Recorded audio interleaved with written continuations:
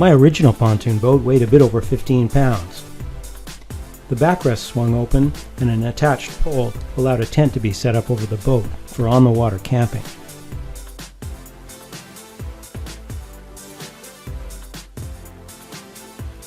The new arrangement uses only the middle third of the frame and replaces the full-length trampoline with a smaller seat. This reduces the weight to under 10 pounds.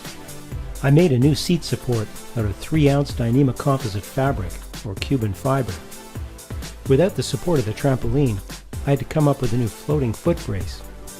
New attachment straps were made with the pontoon fabric, plastic D-rings, and Velcro One Wrap. Finally, it was time for a test paddle in Vancouver's English Bay.